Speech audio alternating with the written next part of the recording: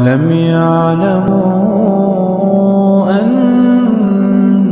اللَّهَ يَبْسُطُ الرِّزْقَ لِمَن يَشَاءُ وَيَقْدِرُ إِنَّ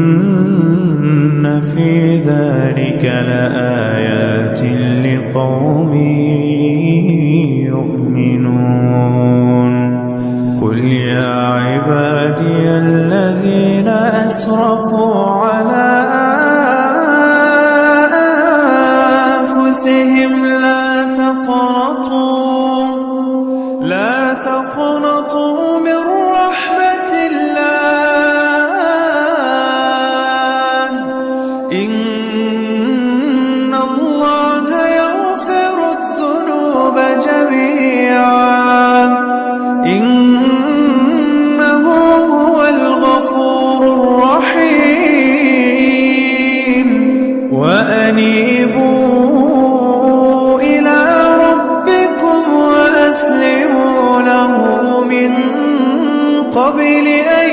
يَأْتِيَكُمُ الْعَذَابُ